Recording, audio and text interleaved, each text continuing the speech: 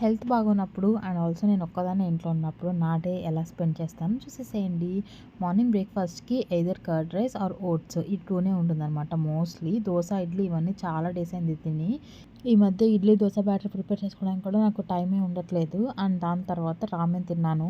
Around 12:30, 1 ఆ టైంలో అనమాట. రామెన్ బౌల్ ఎప్పుడో చాలా డేస్ బ్యాక్ తీసుకున్నాను. ఇంకా అది తిన్నాను. దాని తర్వాత 2, 3 అవర్స్ అయితే చదివాను. పక్కాగా చదువుతాననమాట నేను ఖాళీగా ఉన్న రోజైతే. లైక్ వీక్ ఆఫ్ అప్పుడు ఎవ్రీడే అట్లీస్ట్ 2, 3 అవర్స్ అయినా చదువుతాను.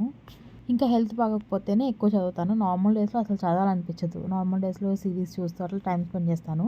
బట్ సిక్ డే అప్పుడు మాత్రం మంచిగా చదువుకుంటాను. ఇంకా అరౌండ్ 4:30 ఆ టైంకి ఫీవర్ కంప్లీట్‌గా తగ్గిపోయింది. స్నానం చేసేసిన తర్వాత కోల్డ్ కాఫీ తాగాలనిపించింది. నాకు కోల్డ్ కాఫీ ఒకటి, మాచా ఒకటి చాలా చాలా ఇష్టం. ఎవ్రీడే తాగమన్నా తాగుతాను. బట్ ఇంకా వీక్లీ వన్స్ లేదంటే 10 డేస్‌కి ఒకసారి అట్లా తాగుతాను.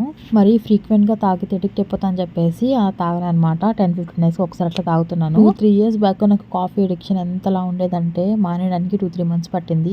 ఇంకా నైట్‌కొచ్చేసి గ్రాసరీస్ ఏం లేవని చెప్పి లిటిల్‌కి అయితే వెళ్ళిపోయాను. నాకు బయటికి వెళ్తే కొంచెం మంచిగా చేంజ్‌గా అనిపిస్తుంది. ఇంకా లిటిల్‌లో కర్డ్ అవి షాప్ చేస్తుంటే ఈ చీజ్ కేక్ కనిపించింది.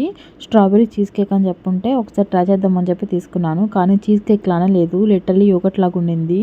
ఇంకా డిన్నర్‌లోకి బెండకాయ ఫ్రై, కర్డ్ ఇంకా చింతకాయ పచ్చడితో డేని ఎండ్ చేసేసాను. That's it for this.